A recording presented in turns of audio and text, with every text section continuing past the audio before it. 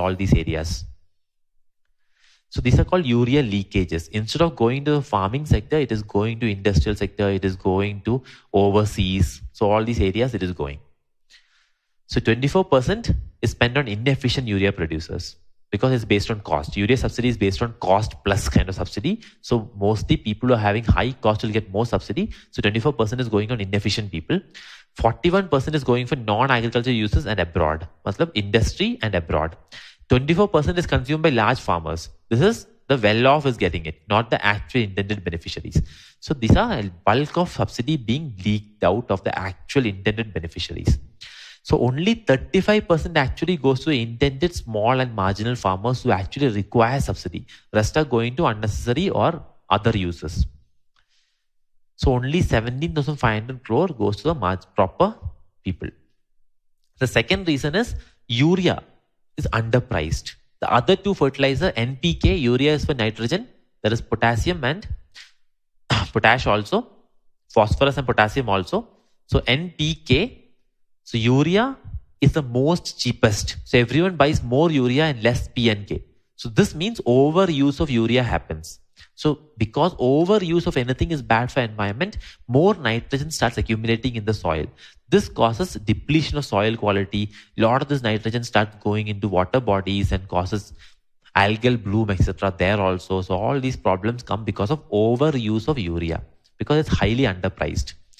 Third, we have a lot of price movement controls across states. Different manufacturers have different subsidies. There are a lot of import restrictions. All these means efficient use of resources is not happening in the sector. So multiple distortions. So economic survey doesn't go into the details of this.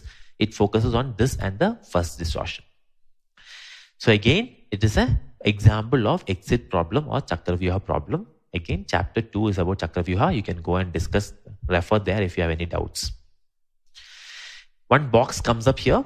So we have box 9.1. It's the ABC of fertilizer. So here is more like NPK of fertilizer, not ABC.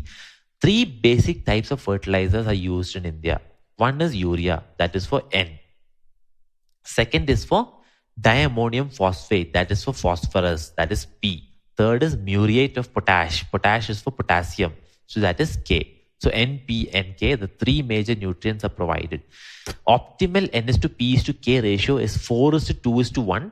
That means if 4 units of nitrogen should be equal to 2 units of phosphorus and 1 unit of potassium. So the main sources are this. This box you should by heart and keep in case prelims question come about that. So this is the ABC of fertilizer. Some basic facts about fertilizer industry as well as about urea. Sorry about that. Urea dominates the entire fertilizer sector. As we saw, it is having the maximum subsidy also. It is the most produced, 86%, most consumed, most imported, most amount of government intervention, most controlled by government. 50% is under fertilizer ministry's control. Only 20% of DAP and MOP is under their control. 50% of all urea produced in the entire country is under the ministry's control, direct control. Largest subsidy, 70% of total fertilizer subsidy goes here. And as proportion of actual cost also, it has the highest subsidy. So if actual cost is 100, the urea will only cost 25. 75% per kg subsidy is availed. Whereas in DAP and MOP, if actual cost is 100, close to 65 will be the cost. So 35% is only subsidy. So that is the difference between urea and the other 2 fertilizers. So again, none of these figures are really important. However, overall, you should be able to know the trend in all these areas where all urea is maximum. Because a question can come in mains also about urea. Now, another worst aspect about the fertilizer industry is that it's not employment intensive, which means even if we promote fertilizer industry a lot, not much employment is generated there. So 75 to 80% of production costs are due to energy only. So employment is, or labor is not the major contributor towards fertilizer industry. So at least in banking, civil aviation, other exit problem areas, employment is high. In fertilizer industry, employment also is low and exit problem is also there. So it's another Chakravyuhas for us. So let's take a very short break again.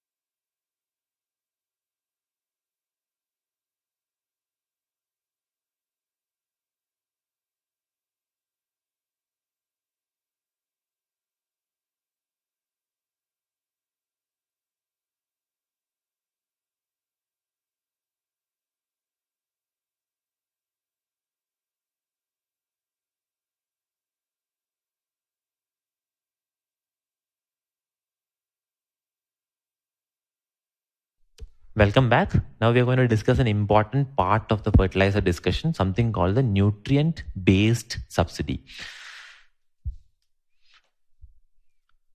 So in DAP and MOP, we have nutrient based subsidy, whereas in urea, we have cost plus subsidy. So both have different type. So not only in scale we saw urea is getting lot more subsidy than DAP and MOP or P and K. However, even in kind, which means even in the type of subsidy given also it is different. So DAP and MOP, producers and importers receive a nutrient based subsidy or NBS. It's based on a formula. The formula itself is not very important for us. Now the formula will decide how much N, P and K is there in a given amount of fertilizer. Based on that, per kg subsidy are given. Now what this means is that the takeaway is that because it is fixed, it is linked to nutrient. How much nutrients is there? This is not nitrogen, it's nutrients, light nutrients itself here. Because it is linked to that, overall per kg subsidy is fixed. So per kg nutrients are not going to change much. So overall subsidy remains the same. So even if market price increases, the amount of subsidy will not change because it is linked to the nutrient. It is there in the subsidy.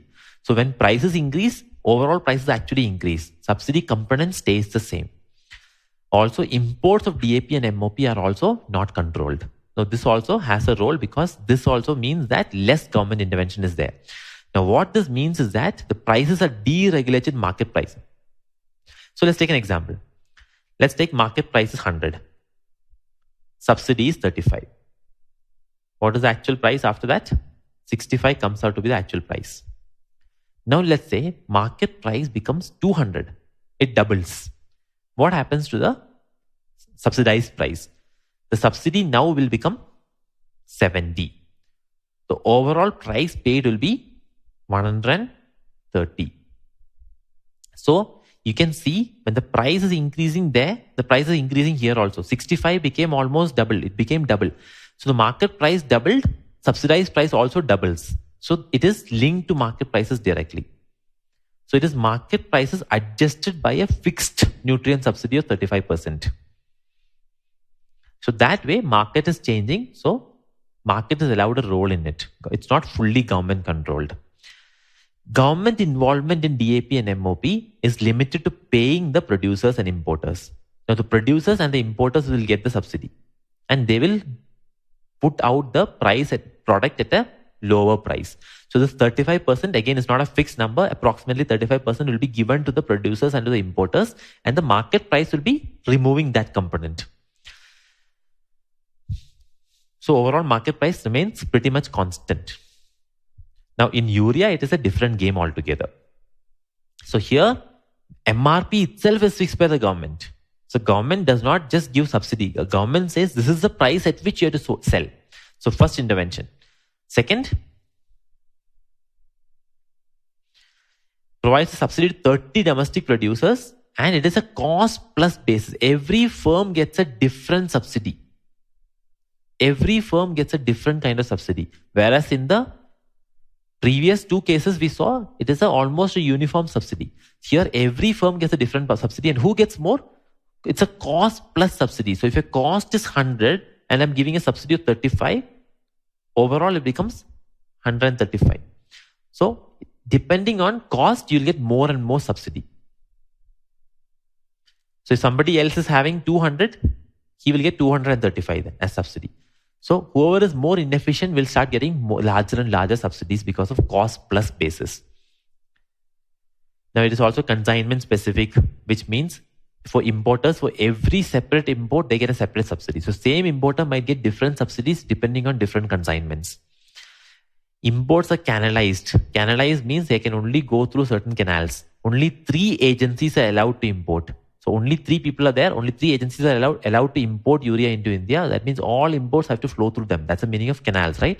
So river is there and you take canals out like this. That means the water can only flow through these canals now. Same way, canalization of import of urea.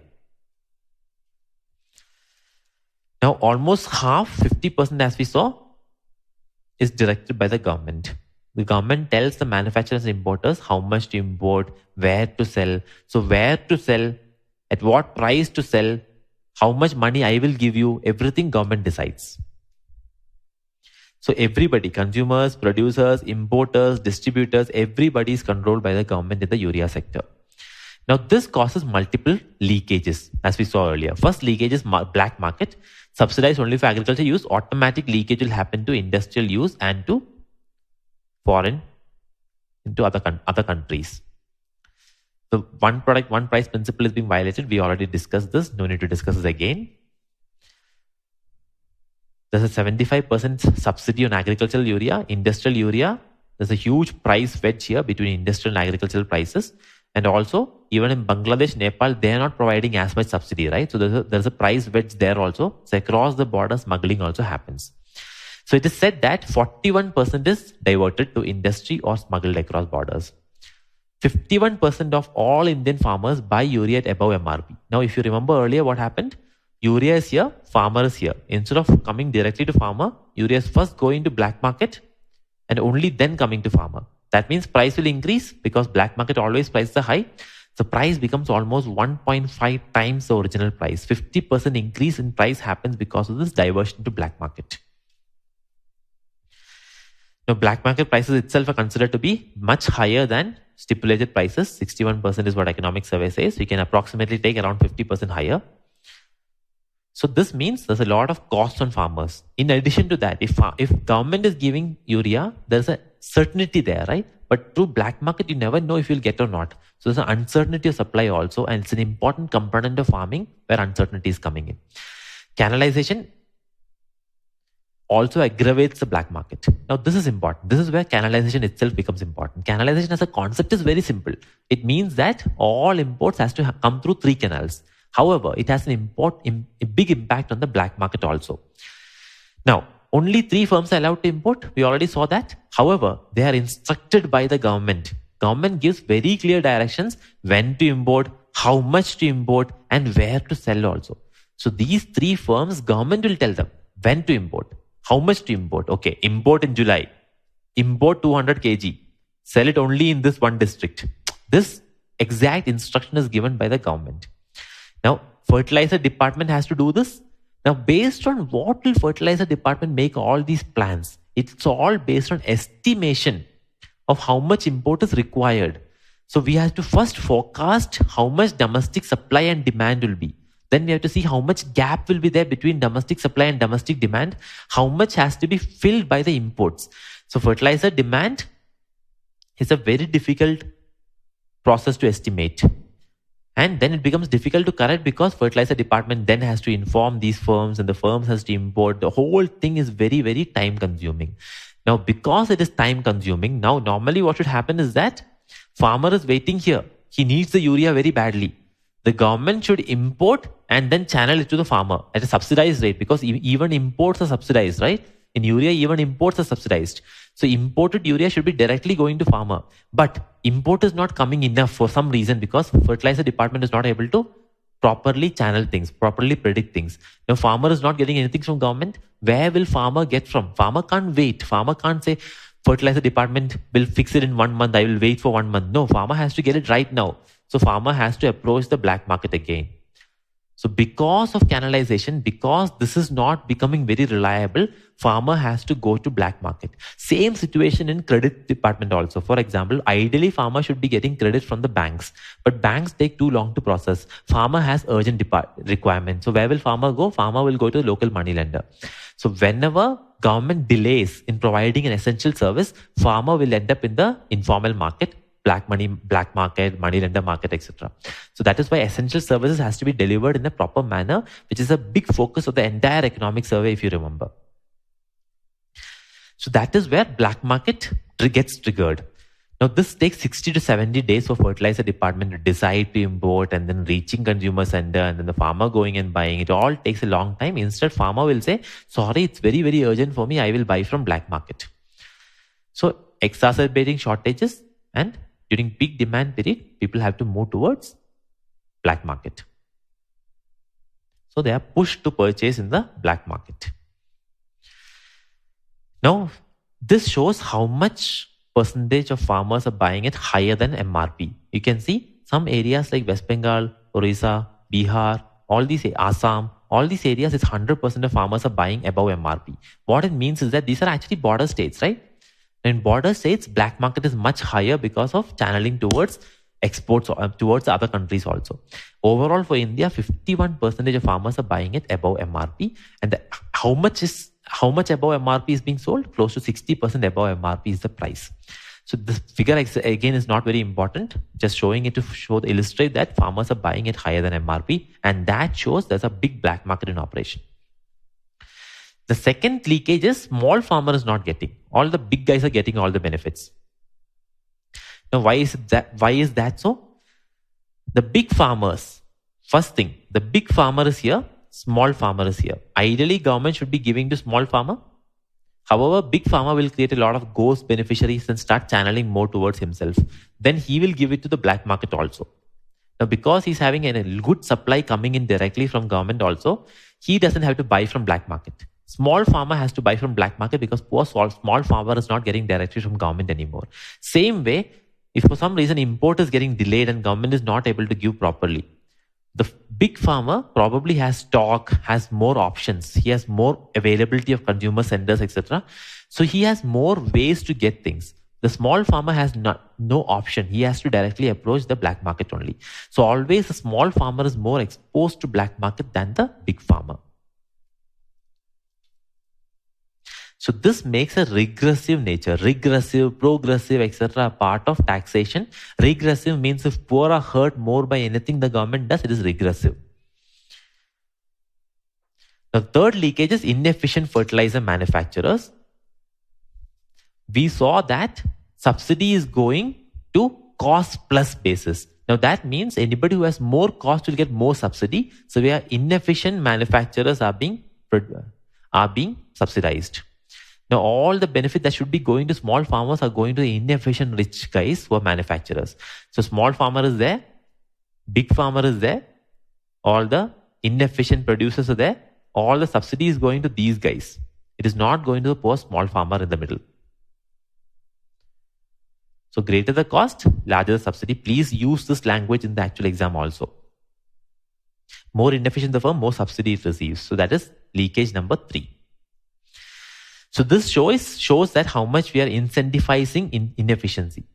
Okay. So what it means is that this is the annual cost of production going up, right? Now this guy has a very high annual cost, right? 50, where he get maximum subsidy. So whoever is having highest annual cost will have highest subsidy. This is probably a very efficient producer, right? Annual cost is very low, but he has very low subsidy. This is again probably an efficient producer, very low annual cost, very low subsidy. Bad annual cost, high subsidy. So you're always incentivizing bad behavior or inefficiency. So overall 24%, as we saw earlier, goes towards inefficient production. Now retail price is also fixed. Cost plus subsidy regime is also there. And urea consumption is also increasing. So overall, because of all these things, nobody actually wants to enter. Production capacity is not getting added. Because retail price is also fixed by the government itself. So we have having a larger and larger dependence on imports. If domestic production is not improving, please remember this. Import will have to increase. Now, we saw that urea has a lot of leakages. It goes to black market, it goes to large farmers, it goes to inefficient manufacturers. All of them hurt the small farmer. So this is a kind of externality. The subsidy is causing hurt only. Now, environmental issues are also there. So, urea not only hurts the small farmer, it also hurts the environment, it hurts the next generation also. The extra use of urea, not urea by itself. So, let's move into some of the externalities of urea underpricing. When you underprice urea so much, now if tablet students as well as people who have studied NCERT properly will be knowing that whenever you underprice something, you have an overproduction problem. People produce too much of it, or overconsumption problem. Now, this extra consumption is normally what causes pollution, etc. So, the actual idea should be to actually correct the price. The underpricing has to be fixed for the overconsumption or overproduction to be fixed, or wastage to be reduced. Worsening soil quality is the first thing. Soil becomes the soil quality becomes detrimental. 4:2:1 ratio should be maintained. Now, some of you might be thinking, why soil quality is coming down, more nitrogen is going, right? But extra nitrogen alone is not enough. Optimal ratio has to be maintained, 4:2:1. If it becomes 25:2:1, obviously the soil is not fit for cultivation anymore. It is like saying you have salt being added to your food, right? So obviously salt itself is good. But the moment ratio becomes different, salt becomes much higher than everything else, only salt is there. So the food itself starts tasting bad. Same way, extra nitrogen going into, extra urea going into soil causes problems for the soil. Our cultivable plants won't be able to be cultivated properly there. Now, these are the areas where maximum over usage is there. Now, even the proportion are completely skewed. So we will see that this is nitrogen consumption is highest. So India is here. So there are other countries also. It's not like India is the worst performing. China is actually much worse than India. Nitrogen consumption is still very high in India. Here what you have to understand is look at the better countries. If you compare with them, India is very high. Do not compare with the worst countries, compare with the better countries. Now this is the deviation from optimal NS to P ratio. NS to P ratio, nitrogen is to phosphorus ratio. So there also you can see India is having a very bad ratio. So this actually shows that too much nitrogen is being used. So again, these graphs are not required for the exam. It is only for illustrative purpose, just to make you understand that, okay, this is where India stands. So overall, almost twice as much nitrogen is used in comparison to phosphorus or potash than recommended. So instead of a 4:2:1 ratio, we're probably using a 8:2:1 ratio in India, because twice is what economic survey says. Now, if you compare with Bangladesh, etc., only 4% more is being used. India is using 100% more. Twice means 100%. However, look at some states. Rajasthan, 4,500% more. Punjab and Haryana, 1,300% more. So they are much worse than the average of the country. So there are a lot of areas where high overuse problem is being manifested. So that is the overall situation. Then economic survey says it is time to start looking at some possible reforms in the market as well. Now, a reform package should address each of these problems. The leakages, all three leakages should be reduced. The fertilizer use mix, the ratio has to be maintained, made proper. The small farmer has to be benefited. That should be the focus of any reform. First thing it recommends is decanalize the urea import. This will allow more importers to come in, more import options will be available, and quickly we'll be able to respond. If more importers are available, we'll be able to change the supply as and when required. If demand increases for some reason, supply can be increased because more importer options are available. Now, especially as climatic fluctuations, here climate change comes into the picture. Everywhere in agriculture, always try to link to climate change also. The climate change means more volatile weather. More volatile weather means you can't forecast as well. So fertilizer department will find it even more difficult to forecast. So even more difficult to manage supply. So better to go for decanalizing. Only then we can make sure small farmers are benefited. Now, nutrient-based subsidy should be introduced throughout is another recommendation. Urea should be brought under the nutrient-based subsidy program. That means then urea's subsidy will not be linked to cost. It will not vary from place to place. It will not vary from company to company. It will be more market-oriented, more market-dependent. And also domestic producers will continue to get a fixed subsidy based on nutritional content. And also, the domestic producers will be able to change prices. They will not have a fixed MRP given to them by the government. Now, because there's a fixed MRP, the moment they can change the prices, right? Now they have an incentive for reducing costs. Earlier, they had an incentive for increasing costs because they used to always get a cost plus subsidy. Now, if they reduce cost and if they can increase price or keep prices stable, the difference become profit for them. So they'll be encouraged to become efficient. So the whole problem of inefficient producers will be sorted out. And this again will benefit the farmers because cost comes down, probably at lower price they'll start getting, and also quality might increase, improving urea quality. Last one is turn all the fertilizer of the country into jam. because everyone likes jam, right? Economic survey loves jam. Now fertilizer should be converted into jam is what economic survey is saying. What it actually means in simple language is implement DBT in fertilizer instead of giving subsidy. Right now, who's getting the subsidy? The producer and the importer, they get the subsidy, right? Whereas in direct benefit transfer, who will get the subsidy? Directly the people will get the subsidy. The end user will get the subsidy. So instead of implementing a producer or import based subsidy, give DBT. Now what will happen? Who will divert? These producers and importers are the ones diverting to black market, right? The moment DBT comes in, this whole system might get jammed. So jam will jam the system. And we'll have leakage being reduced. We'll be able to target better because Aadhaar will be there to help us target. So overall, even in chapter 3, if you remember, we had discussed fertilizer is a great place to start jam. Two areas we are isolated there. One is within government transfer, second is fertilizer. So this is the reason, one reason why fertilizer is a good sector to pursue jam.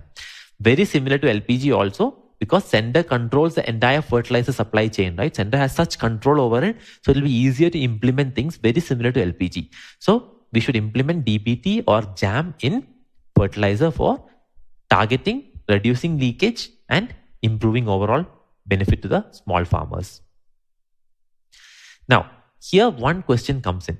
Should we go for targeted subsidy here? Ideally, yes, we should target the small and marginal farmers, but it is always difficult. Assessing poverty becomes difficult, especially in rural areas, and last mile financial inclusion is very bad. So if we completely replace subsidized fertilizer with cash, or we go for targeted subsidy, what will happen? Exclusion errors might start coming in.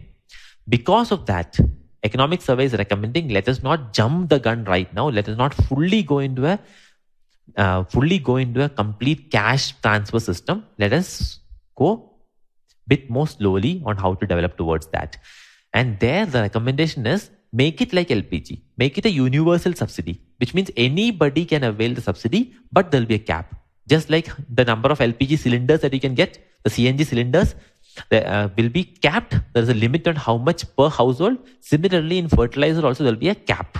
So universal subsidy everybody can get, but with a cap. That is what economic survey is recommending. So in the case of fertilizer, it will be subsidized bags. In the case of LPG, it's subsidized cylinders. So number of cylinders is fixed in LPG. Number of bags will be fixed in the case of urea or in fertilizer. Now here, we'll also have biometric authentication at the point of sale.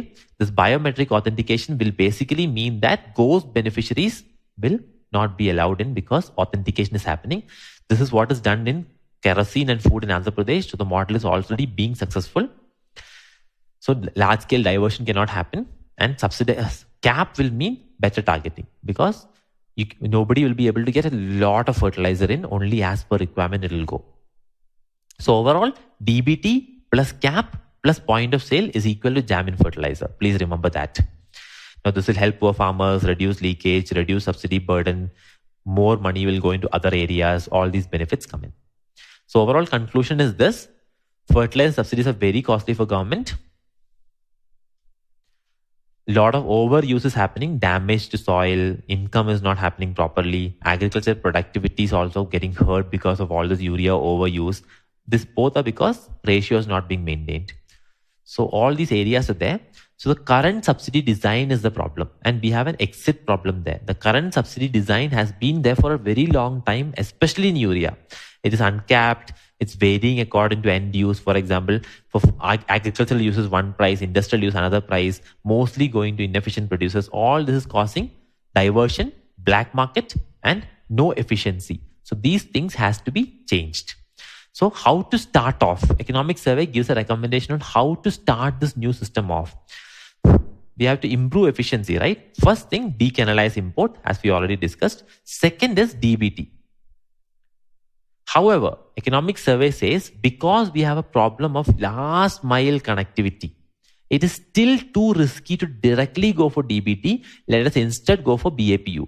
Biometric identification with physical uptake. What is the meaning of that? Essentially, it's point of sale biometric authentication. That we can use, and that will reduce diversion of urea. Third, this is another interesting recommendation. Urea is very sensitive, whereas DAP and MOP already we have done some work there. So economic survey is saying DBT Let us, instead of starting in urea directly, let us do in DAP and MOP first. Let us show that it is working, and then next step we'll do in urea. So overall, DBT and JAM has to be implemented first in DAP and MOP. That is the recommendation economic survey is giving.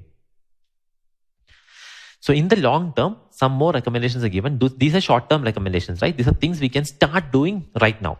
But in the long term, economic survey says all this rationalization of subsidy should be diverted to more important schemes that will directly help poor farmers. For example, drip irrigation will improve productivity. Connectivity will reduce wastage. So we can go for drip irrigation, Pradhan Mantri Gram Sadak Yojana. So all the extra money freed up there should go into this. This money is supposed to go to the farmers only. Let's divert it away from subsidies and give it to the other important areas. Another interesting recommendation is that let us make the fertilizer in other countries where energy prices are cheap. In fertilizer, biggest input is natural gas. So petroleum products are required for fertilizer production. In India, energy prices are very expensive because we have to import crude oil, we have to import the natural gas to supplement the domestic natural gas. So why don't we relocate our plants in countries like Iran? For example, Fertilizer Ministry had a joint venture in Oman. So that meant we could import fertilizer at almost 50% cheaper than the world price because we are only producing it there at a much cheaper oil price or a much cheaper energy price. So these are some recommendations thrown out by the economic survey. These might not come directly as questions, but if a essay question or a proper 12-mark question comes about the fertilizer problem in India, these are areas where you can touch upon while concluding your answers. So with that, we finish this chapter as well. Next chapter is going to be about the demographic dividend again and the labor markets. Let's take a short break before we proceed into that.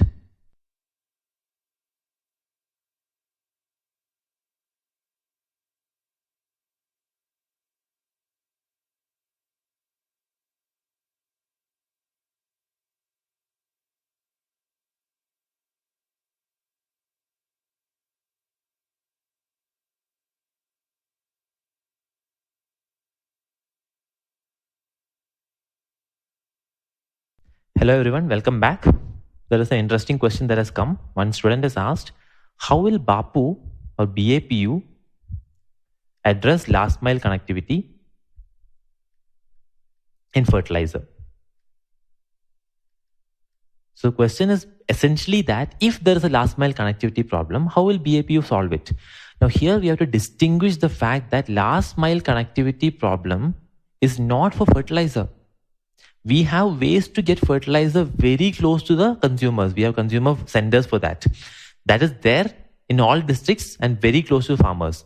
So farmers are able to access there. There might be small issues there, but that is not a big enough issue for us to be concerned about. The last mile connectivity problem is about banks. The banks are not available at the village level. The banks are not available close enough.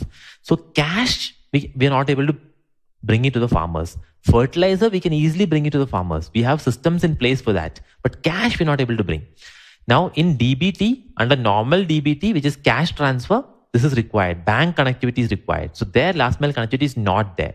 Whereas under BAPU, no bank intermediary is required. Direct interaction between farmer and the fertilizer consumer center. However, money will be, the subsidy is given based on authentication. So only if it's authenticated, you will get the subsidy. The subsidy will still go to the producer only, not to the farmer directly. So it is not actually DBT. It's a step towards DBT. So that's the difference between BAPU and DBT.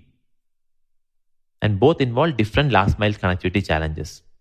As far as fertilizer is concerned, we already have the capacity to deliver. But as far as banking service is concerned, right now we don't have the capacity. Jan Dhan Yojana is trying. Okay. So now let's get into the next chapter, which is about India's labor market. So here we have to discuss the concept of demographic dividend, which we already covered earlier. However, in this chapter, the formal sector versus informal sector is given the largest amount of importance. And India's labor market in general is looked at. So overviews like this, we have a demographic dividend to exploit. What is the meaning of demographic dividend? We already covered. It's a time in which the working population is the biggest chunk of the population. So productivity will be high. So we should be able to utilize them. However, we cannot utilize them unless we have jobs for them, right? So you have to have a lot of good